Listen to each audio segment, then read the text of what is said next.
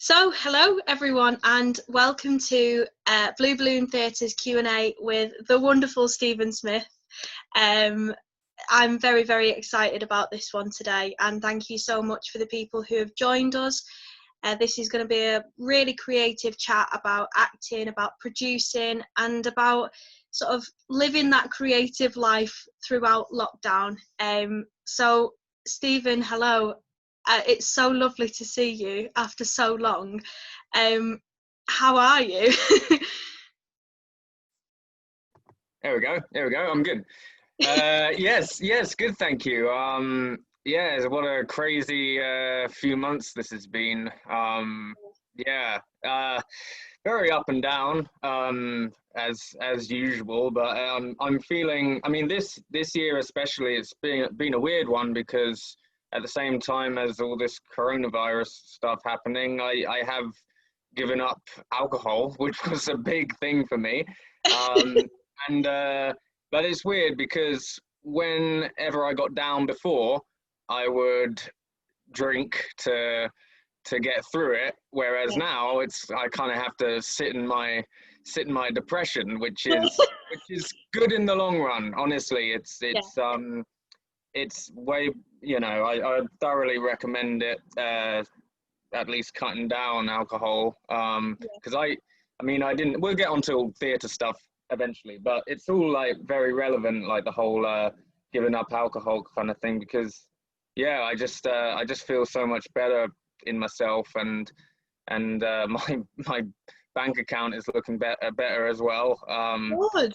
I mean, I gave up alcohol for because I had no money basically, and I needed to stop spending extortionate amounts on it. And since doing that, obviously, there's all these health benefits as well. And I'm never looking back. I mean, I said I'll give up alcohol for a year, but I think it's going to be a life choice now. So yeah, I'm good overall. How are you doing? Yeah, not too bad. I'm glad that we've been able to do something so creative with Blue Balloon this week. I think that's given us all something to focus on. Whilst we're looking for jobs and whatnot, which everyone is doing at the minute, it's a really, really hard time to be living through. And so I commend you for everything that you've done during lockdown, both cutting out alcohol and being as sort of proactive as you can be as an actor, I think, and a producer as well. As everything, you've done a bit of everything, really, haven't you? Yeah. Jack of all trades, as they say. Yeah. No, thanks. Thank you. No, you're welcome. For anyone that's watching or listening that might not know you and sort of what you've been up to during lockdown, do you want to talk a little bit about that? Yeah, so as lockdown hit, I soon realized that because this was going to be my year, like as actor, producer, director for this show that I've been working on for the last couple of years, Dog Actor, which is two Steven Berkoff plays that I put into one ultimate one-man show kind of thing. And I booked a whole 3-month tour this summer. I was going to go to the Fringe, do Camden Fringe, go to Liverpool and Salford as well, Salford Arts Centre.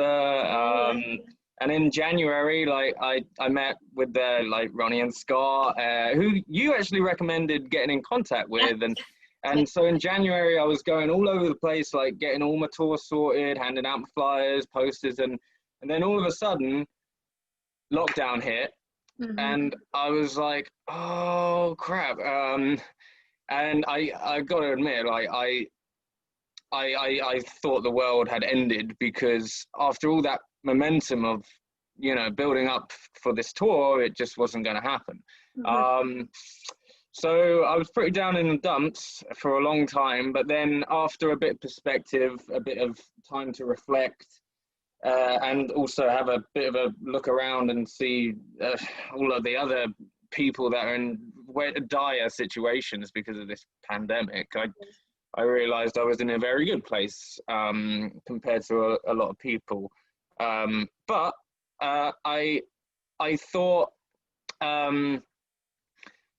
because when I was a little kid, I used to do like home videos and make little home movies and stuff, and I was very resourceful around the house and made like little horror movies here and there.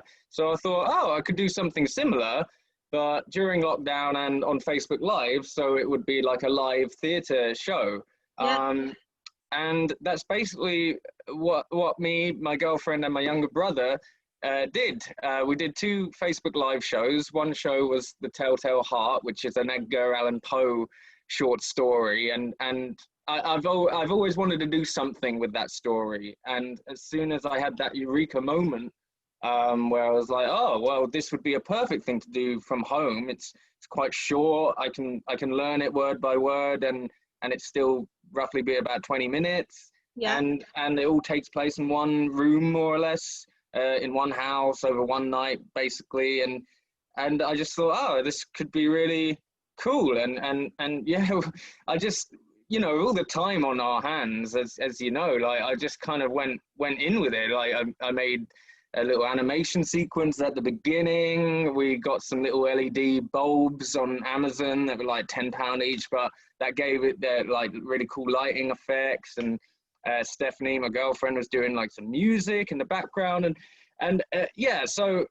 we basically did a full like live film, one shot, and streamed it live to an online audience, and it went really well. And then we did a second one, which was a piece of new writing that I had seen my friend do in Edinburgh.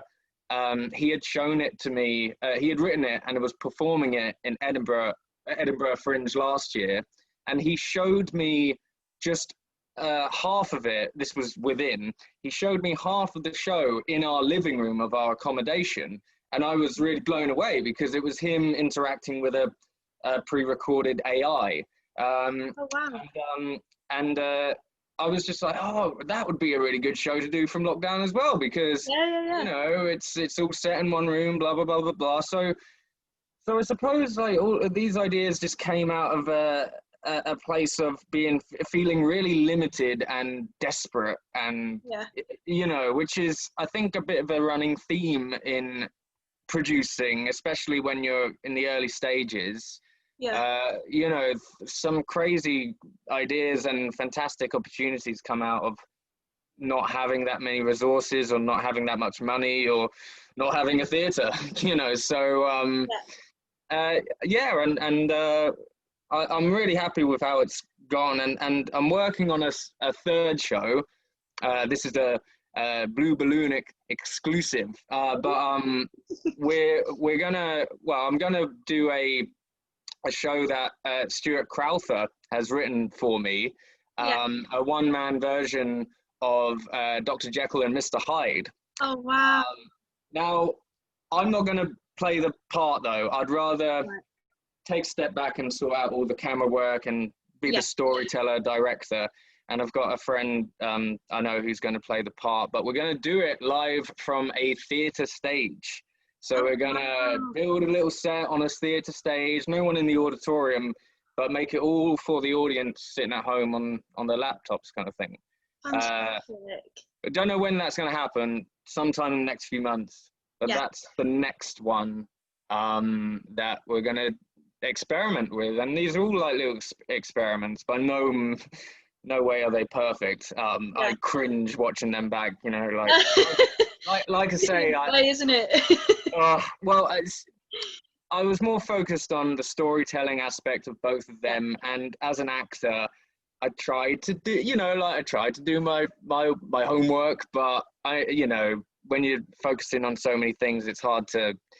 I don't know. I'm being too harsh on myself, but at the same time, I am. It's so cringy watching them back, but that's kind of something that I wanted to speak to you about, because you're very much like me in terms of the way you work, is that you don't just take on one role within a project, you take on several. And I wanted to ask you sort of how you manage that, what spurs you on to doing each of those things, and what kind of makes you say, oh, actually, I want to do that, instead of getting somebody else to do it. Yeah, well, originally, because I suppose I didn't do that well, I always had done the marketing and social media stuff for our theatre company's projects, but Hmm. I'd never really done like the first project that I did everything apart from obviously the playwright was Dog Actor. And the reason why that came about was because to be honest, I didn't have enough time, money, well, time and money to get anyone else involved, really. Not that everyone needs to be paid, but I kind of, with Burkhoff's work, it's very physical, and I kind of just had this, I directed myself in that show with simply just to be loud, bold, and as long as the physical miming nature of everything was on Yeah, point, then I was happy, and I'm yeah. sure the audience would have been as well. So I filmed myself. I filmed myself doing all the physical stuff, Hmm. and watched it back. And without judging my acting or intentions or anything, it's just was that clear what I was doing, without any set or props and everything. Yeah, And the show really went, everyone loved it, found it really funny, and I took it to Dubai, out of all places, last year, yeah, which you did. it proved to me that it was tourable, and hence booking the tour. So Yeah. I suppose I don't know. Like I guess, like I say, it was coming from a feeling of being limited with your resources that Mhm. I kind of just experimented with doing the marketing, the producing, the tour booking, Yeah, and I've always been quite artistic. Uh, always been like good at drawing and stuff. So I really liked doing all the poster design and mhm. flyer design. Yeah, I guess we're always, as actors, we're always kind of thinking what our job on the side could be, I suppose. Yeah, So I guess that was in the back of my mind as well. If I worked on the marketing stuff, then I could, do a marketing job on the yeah, side of the acting, and because yeah. everyone needs to live, everyone needs money, and acting isn't the most financially stable job. True. Yeah, so and then obviously with the Facebook lives, the reason why I was doing everything was because we were in lockdown, and I Yeah, couldn't hang out with anyone else, or yeah. So yeah, but I do need to delegate though. I get absolutely knackered and stressed, and at the same time as having a vision and sticking to it, which is Yeah, great. I need to delegate more, and yeah, that's kind of the next step with our theatre company, is to get more people involved, really. yeah. Absolutely. That's kind of how I'm looking at things in the Yeah, future. Yeah. fair. No, I can relate to that massively. I think I'm the same as you. If I have a vision in my mind, I want to see it through, and there's something really fulfilling about seeing it through and seeing that end product and seeing it all come together. I can imagine that feeling after you done the Facebook lives and reading all the comments and the feedback, and it got such a, well, both of them, they got fantastic reviews and feedback, which was great. But yeah, it's challenging, isn't it, trying to uh, delegate and find the people that are willing to work when maybe a lot of money isn't involved in a project. Yeah. But yeah, it's exciting as well, because I think, as you said, we're very resourceful as actors, as creative people. We're very resourceful, and we look for what we have, or maybe what we don't have, and say, right, how can we fill that gap? Mhm. I think Mhm. sometimes that is a really good thing creatively, because you have to think outside of the box and you have to make something happen in a less conventional way. And that's when the experimental theatre comes into it, and it gets really interesting. So it's yeah, it's great. What you're doing is fantastic. It really, really is. And I'm even Thank more you. excited by this new project that you've been talking about. That sounds amazing.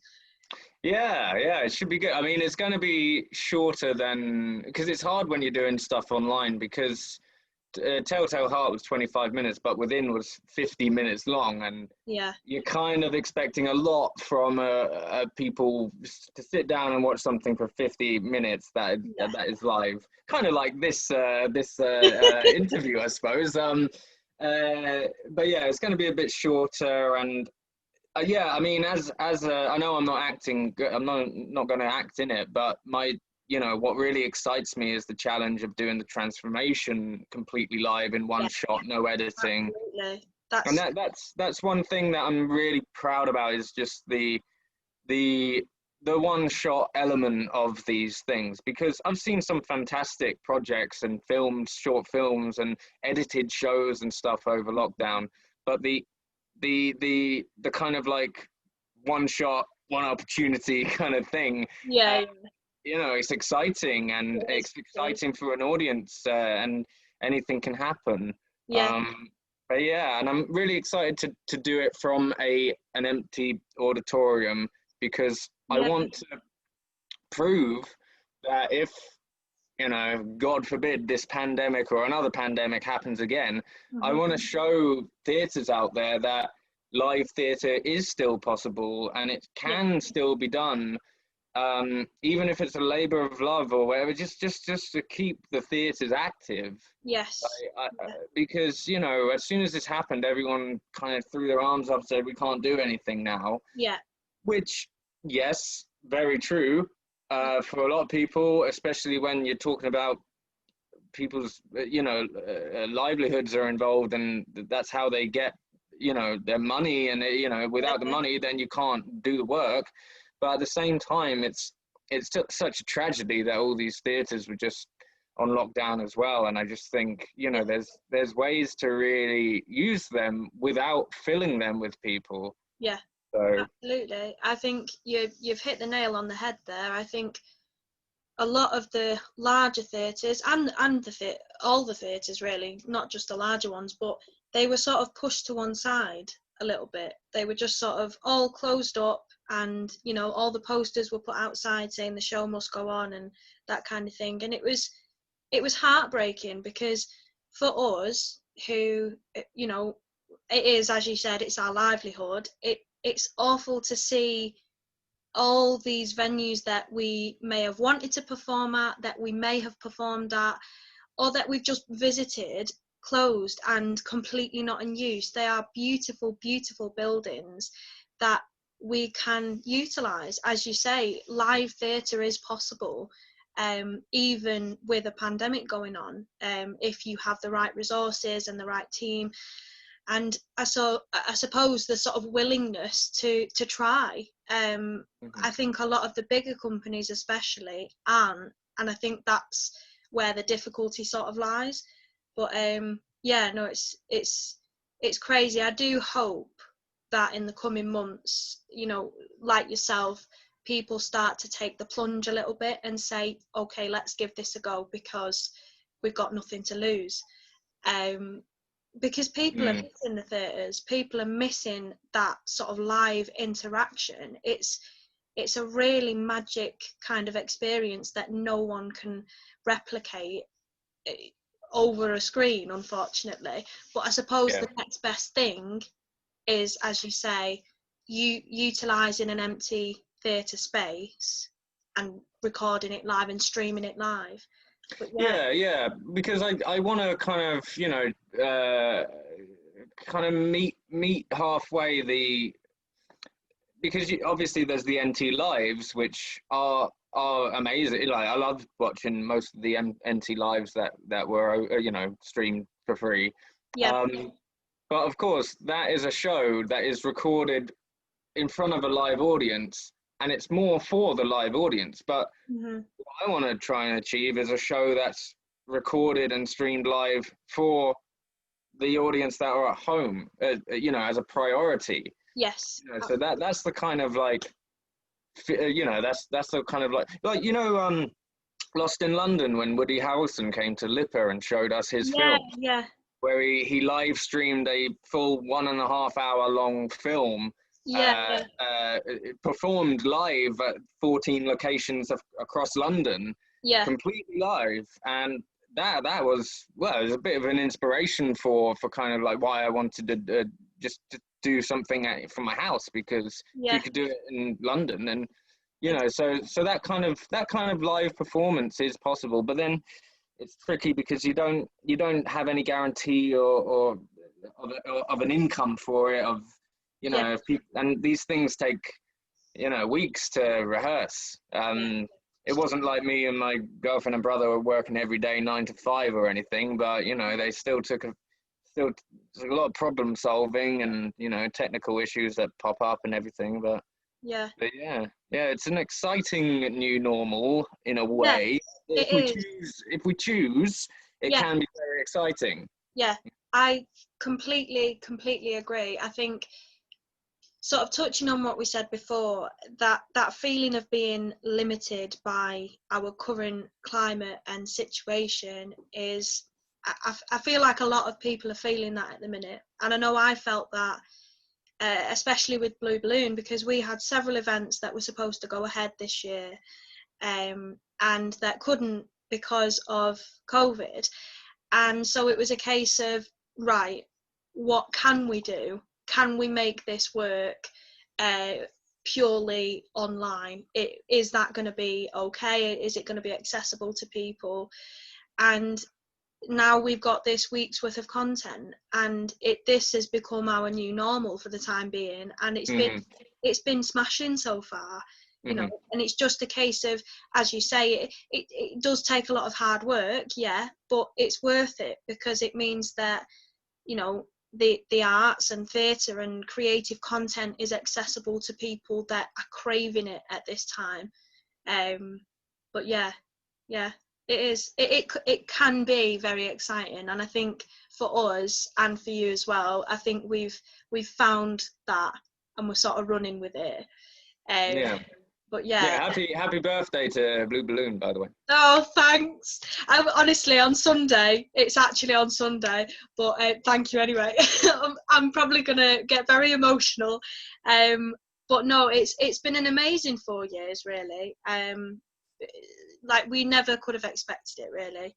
What's kind of unfolded for us, but I'm sure you're the same with Freedom, with your theatre company. It's sometimes you can plan things and you can plan tours, but no one expected a pandemic, so there are certain things that unfold that you in your theatre company that you don't necessarily expect, but you run with it and discover new things.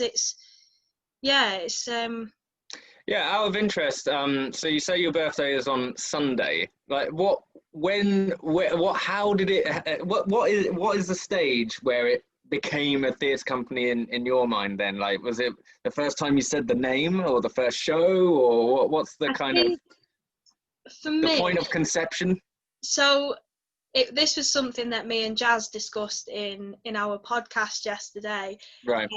It was when I started to write about my experiences of being on the contraceptive pill at LIPA, that I started to write these scenes out, and I'm thinking, I've never had the confidence to write until now, until being in this establishment that has instilled it in me that I can do it. And so I started writing these scenes, did a few workshops at LIPA, and it was at that point that I was like, oh, I might be onto something here. Like, this could be a really good piece of theatre if I want it to be. And it was sort of between that point and Blue Balloon actually forming, I got my tattoo done on my arm. And so whilst I was thinking for a name, it took me about 2-3 weeks to think of one. I was like, I'm stumped. I don't know. Everything's taken. Everything that's remotely quirky, someone else has already put their twist on it. And then I sort of looked at my arm and I thought, I thought that could work. And then I thought, right, let's do it. I had a chat with a few different people at LIPA who had already kind of formed their own theatre companies. It seems to be a running theme. A lot of LIPA students, especially the actors, they form theatre companies, and that's amazing. Like, it's such a wonderful thing. And yeah, I think once I'd reached a point of having enough knowledge and understanding of what I'd need to do, I just sort of went, yeah, let's do it. And I think I created the sort of social media accounts for Blue Balloon, and it was at that point that I went, right, this is real. You know, this is Cool. happening. But yeah. Amazing. Yeah. It's hard to know when it begins, you know. But yeah, I was just interested because I was trying to think of when's our birthday, like through the theatre, because I can't even remember when we came up with the idea of. Obviously, we did the Not About Heroes show, but that was before we were a company. So Yeah. Got to discuss with the guys, see when our birthday is. I would be interested to know, because I think you guys are a little bit older than us as a theatre company. Yeah, well, it would be 5 years this November that we did Not About Heroes. That's fantastic. Just a year older than you. Yeah. Well, this seems like a really, really nice point to open up to everyone that's watching or listening.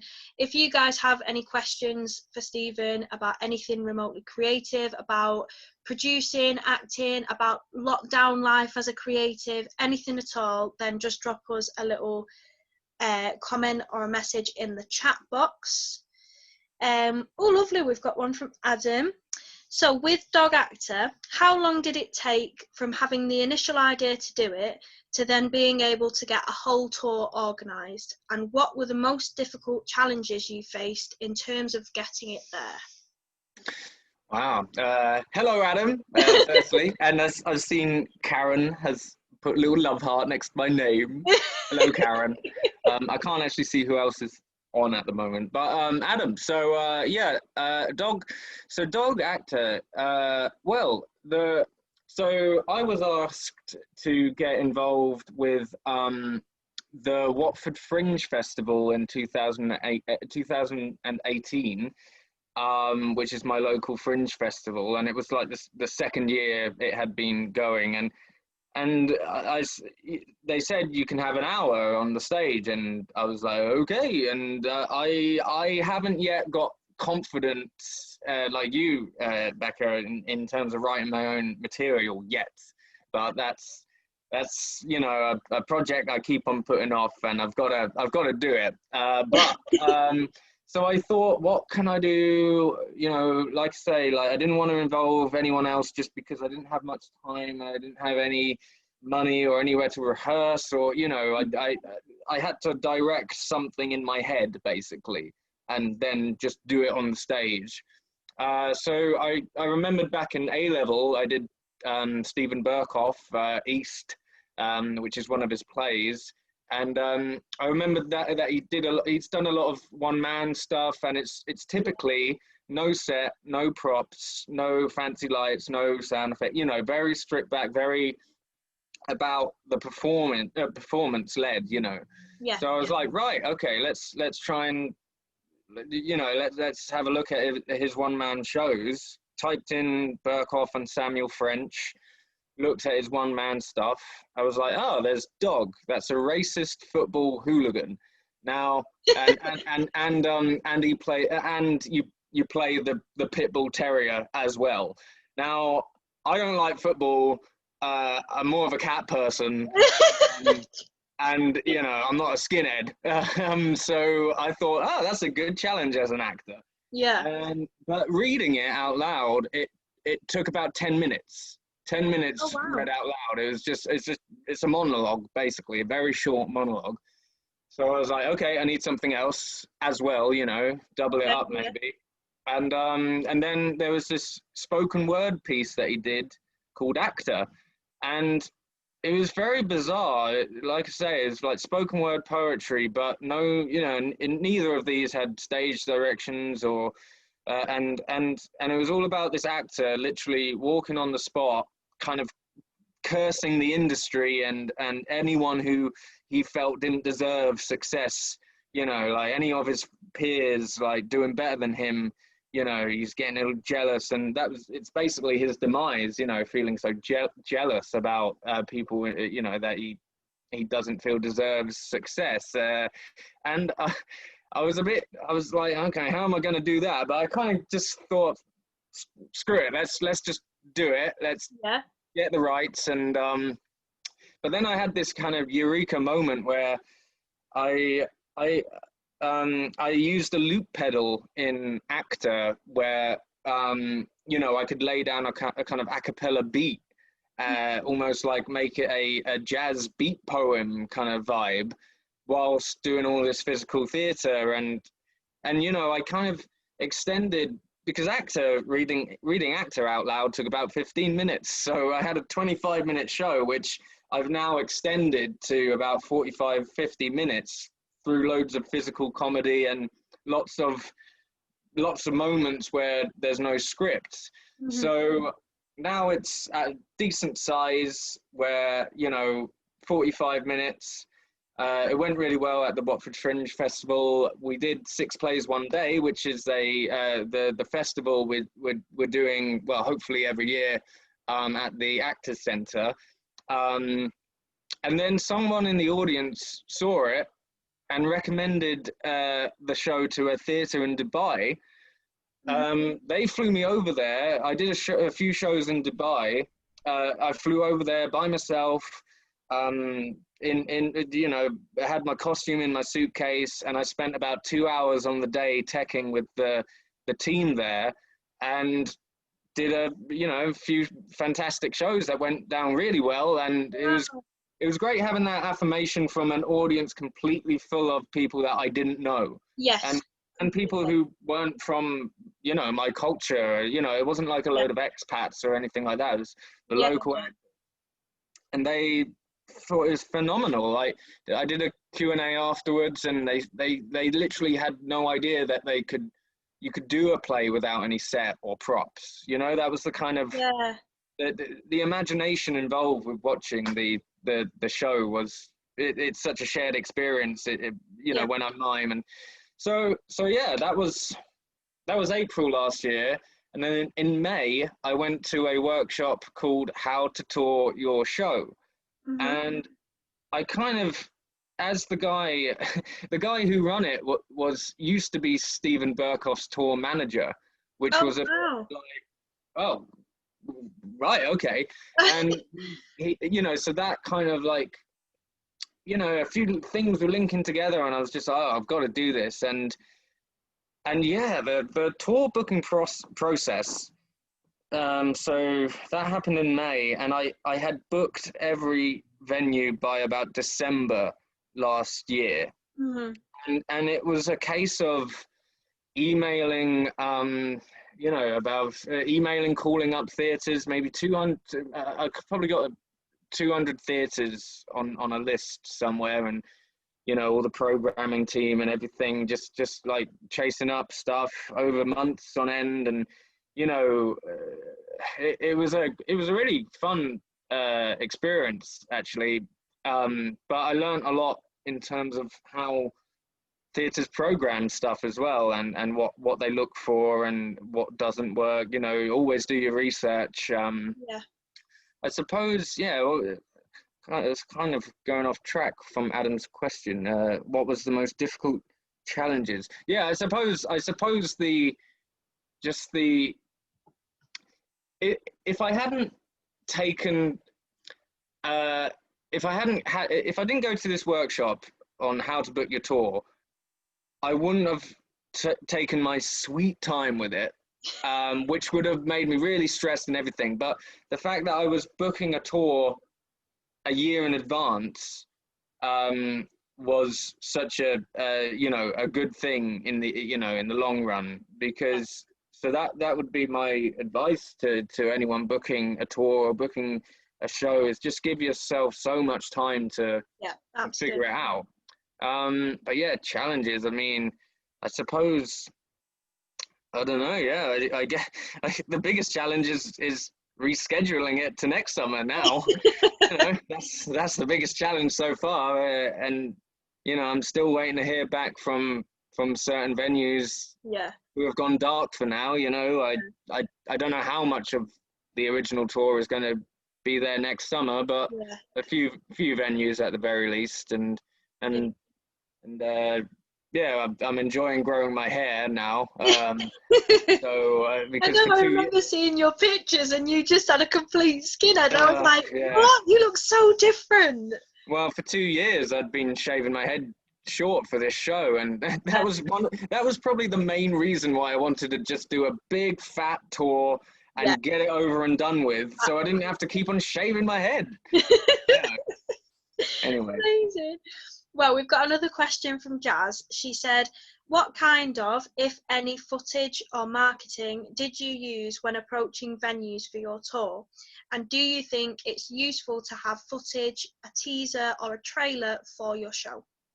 Yeah, so you need to create a tour pack, which is a PDF document, a few pages, just explaining what your show is, how long it is, who it's for, when you're available to bring it to the theatre, and you know, when you're create a tour pack specifically for that theatre. Don't just create one and send it everywhere, because and yeah, it's great to have footage, as long as it's decently filmed, you know, not just from your phone at the back of the theatre. It's nice to, yeah, you want to basically, without overloading the theatre programmer, you want to give them like a good idea of what the show is. So yeah, lots of decent production photos and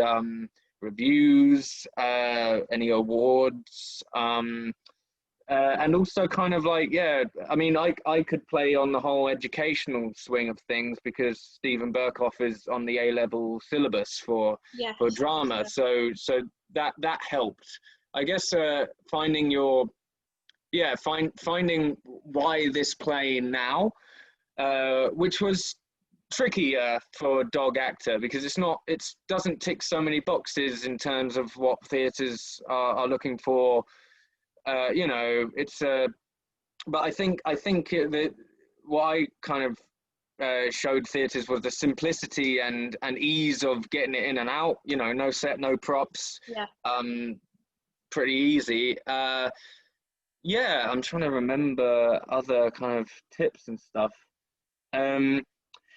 So in the email, I mean, it's always best to call. Like, you call up someone, call up the theatre, the box office, or whatever, and ask who is it best to speak to about theatre programming, and they may, you know, just say, oh, 2 secs, I'll transfer you now, kind of thing, or they give you an email or whatever. So find that specific person's name, and talk to them, and kind of just say, you know, is this a good time to talk to you about a show that I would like to bring to you this time next year or whatever. And they probably, because one thing I learned from this workshop is that theatre programmers, an average theatre programmer probably spends about 10% of their time programming theatre. They've got so much stuff to do. So and that's why you need to spend a lot of time doing it, because you know, leave yourself a lot of time, because they may take a month or two to get back to you about your show. So you need to allow that time and not get stressed out, or not like chase them up, you know, chase them up after a couple of months, and send your tour pack and everything like that. I should have had I've got a little book on tour booking that I handy, that you know, a little journal kind of thing. I've got a few extra tips and stuff, but yeah, if you want any advice on booking stuff, I don't know how easy it's going to be now, I know. You know, get in contact with me.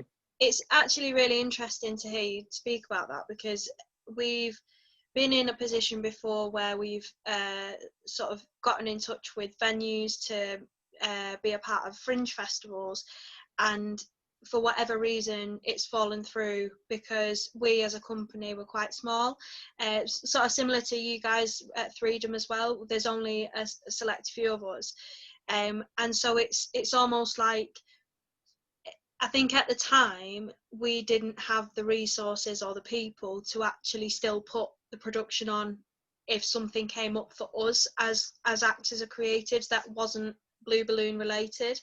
Right. But I think what we gained from that, I did definitely, was that thing of just having a chat with people at certain venues, discussing that particular venue and what they have to offer and what we have to offer them. It can be quite a nice discussion to have sometimes, I think. But another thing as well is, if anyone is looking to put on their own show, especially at Fringe, usually, I don't know if you found this, Stephen, but certain ones you have like an application form that you fill in first.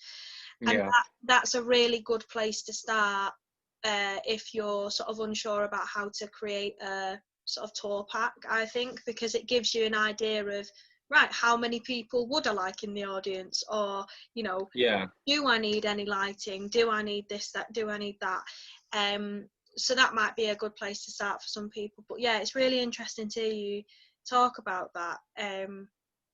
One important thing obviously is your budget as well. Absolutely. I mean, that was the kind of, because I would have liked a tour assistant or a technician or whatever coming along with me, but essentially, because I had that experience in Dubai, I could rock up at any theatre, you know, within reason. I needed black box theatre studio spaces, really small little venues, not big. You know, I'm not the big houses just yet, but I could rock up a couple of hours with the tech team and then execute a really good show. You know, so that for my budget was really good, because and you know, I didn't need a car. I have no set. You know, I could go train to train, Airbnb maybe, but I was gonna, you know, use Liverpool as a bit of a base, because you know, I mean, I don't know, like, where's Karen? She's obviously always very accommodating for little. No, definitely. You've got to. I think as a creative, you do have to call upon your friends and your family that you know in certain places. Like, it's almost like written in your unwritten contract with them. Do you know what I mean? Like, you just can't. I haven't got a contract with Karen Young yet, but I'm more than happy to sign one. Yeah, certainly. Yeah. You never know. Oh, she says it's in the post. It's in the post. Brilliant. We do have a question from Karen, actually. Oh, cool. She said, "We are each other's cheerleaders." That is so true. There's such a mutual love between you and Karen. So she said, for those who want to create things but don't feel like they have the expertise or feel intimidated about putting themselves in the deep end, where do you start? Just thought it would be an interesting question for people, maybe grads, who are overwhelmed with the industry at the moment. Really good question. Yeah, it is. Yeah, so it's hard to give a kind of generic answer for that. It depends what you want to do, really. I mean, like, we started out doing plays that had been published before, and, you know, Dog Actor again isn't new writing. I guess that kind of, it depends, like, because I kind of liked doing that, because I've never had the confidence to do something that I had created myself, you know. So I'm probably not the best person to speak to, really, in terms of, you know, bearing your soul like that, because it, you know, I'd love to, you know, be able to eventually, but yeah, I suppose start local, you know, if you can start local, and just kind of get a bit of a feel for how things go down, and get in contact with people that can maybe design your poster and do a bit of marketing for you.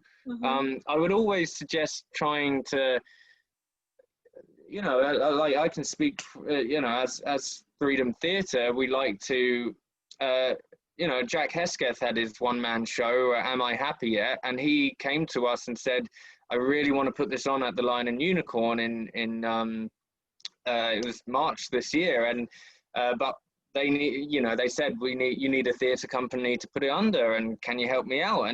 And we did, you know, we said yeah, and we hadn't seen the show, we hadn't read the show, we were just like, you're our friend, and we'll try and help you out as much as we can. And we did a load of marketing for him, and sorted out all the contracts and everything, and just kind of like produced it for him. And I suppose, you know, that's not a bad way to kind of go about putting on your own stuff. If you don't know, if you're not into social media, if you're not into producing all the contract, if that stuff kind of scares you, try and find someone who you know, who's done it before and will do it again. You know, it's yeah, I think but definitely starting local, getting a bit of a you know, getting your friends, getting your family to come along, supporting you that way, it does so much in the long run. You know, you know, really builds that momentum.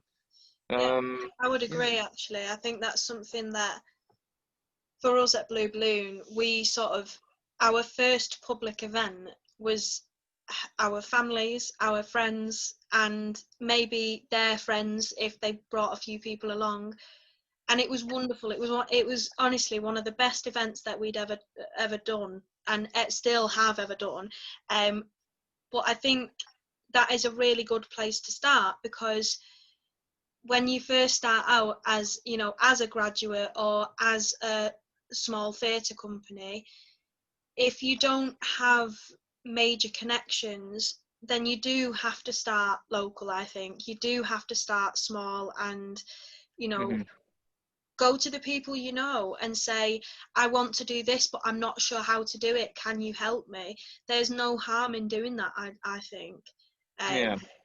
But yeah, Jazz said, can't wait to do freedom of expression #2. Yeah, I can't either. But yeah, it helps to be part of a fringe festival if you can be. Absolutely. Because all of a sudden people turn up to your show who are just turning up because it's part of the festival, and you know, they're there in the area or whatever. So I would recommend, and usually if you want to do a show at your local theatre outside of the fringe festival, it costs a lot more money. But to be part of the fringe festival, it's usually discounted fees, or you just pay a small little participation fee to be part of it, and then you get all the help and everything. You know, it's a really good place to try new stuff out, doing it as part of a fringe festival. Absolutely. Definitely. Yeah. I have a question for you, actually. And this is something that I was thinking about before, because you were speaking about Dog Actor, and how the sort of character in Dog is nothing like you. And it sort of made me think of the kind of roles that you've played in the time that I've known you, and they've all been so vastly different. And I wanted to ask you, from an acting perspective, what would you say has been your most challenging role, and maybe the most challenging role that you've gotten the most from, if that makes sense? Yeah, well, I mean, it would be the two characters in, well, three characters if you include the dog in Dog Actor. Yeah, it's odd though, because the experience. Well, I played. I guess. It's so tricky. There's three. Okay, there's the Dog Actor is one side of things, but at the end of the day, I didn't have that. I didn't have people to act with.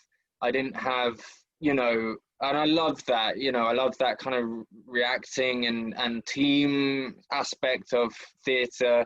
I live for it, and I need a director when it's something a bit more naturalistic. But you know, the physical aspect of Dog Actor was such a challenge.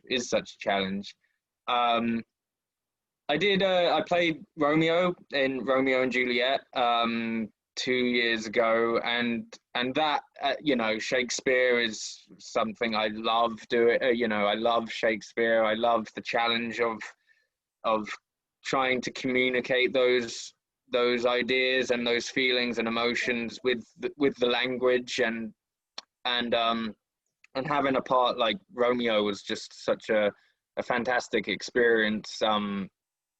Yeah, that was challenging in itself.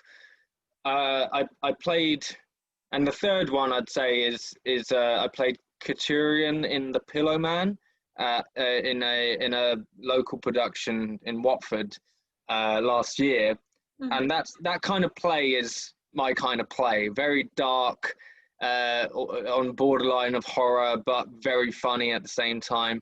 Written by Martin McDonagh, so Yeah. Three Billboards and In Bruges he wrote, and they're two of my favorite films. So I like the dark, twisted kind of stuff. Yeah. But I don't know, and it's hard picking the most challenging one, but yeah, Dog Actor is the one that has been fun, so much fun to do, and such a mental and physical challenge as well, because it's all about the imagination. It's all about my imagination. The more I imagine something and commit to it, the more the audience get from it. So it's such a, so that would be my answer. But I love the fact that you think that every part has been really versatile, and because that is why I love acting. Yeah. I love the chameleon aspect of, and it's not a case of putting on different costumes, although that's really fun. But it's the living in other people's shoes. It's the experience of thinking certain ways that kind of makes you understand, or makes me understand this crazy world a lot more. Absolutely. No, that's a really nice way of looking at it. It's true that I'm the exact same as you. That is exactly why I love acting. It's seeing the world through somebody else's eyes. Well, if anyone has any other questions, you have a couple of seconds. No, I'll give you a minute. Oh, I better mention, sorry, that this year also at the Edinburgh Fringe, we were going to take Julia Thurston's Paved with Golden Ashes up to the Fringe, which is a five-hander all-female play about this tragedy that happened about 100 years ago in New York. And I won't say anything more, but we're going, as part of the Watford Fringe Festival this year, which is some of it is online, some of it is there in the theatre, but we're doing we're going to stream a Zoom performance of Paved with Golden Ashes, starring Louise Courtney, Emma Knieb, Grace Cherry, Julia Thurston, and Amy Leeson. And that's going to be available to watch on Freedom Theatre's Facebook page and YouTube from the 1st to the 4th of October. And I'd encourage anyone to watch it, because it's such a... as soon as I saw it a couple of years ago, I knew I wanted to take it to Edinburgh. I wanted to share the story. I wanted to take it on tour and everything. And hopefully that will still happen eventually. But watch it on when it's uploaded. I saw it on your social media a couple of days ago, I think, and I was like, oh yes, I was like, it's coming back. yeah. I've seen their rehearsals and everything, and it's as powerful, really, even though it's on a screen and everything. It's awesome. Amazing. Well, that seems like a really smashing way to end this Q&A. Thank you so much for your time, Stephen. Oh, thank you. It's been wonderful to talk to you. But yeah, I can't wait to see what happens with your future projects. Genuinely, what you've got going on is very exciting. You're welcome, guys. You're welcome. And thanks, guys. We love you, Stephen. Well, love you too. Love you all, you guys. Thanks for watching. Thank you, everyone that's tuned in to watch. Thank you, everyone that's on YouTube that may be watching this a little bit later. And until the next time, we'll see you guys very soon.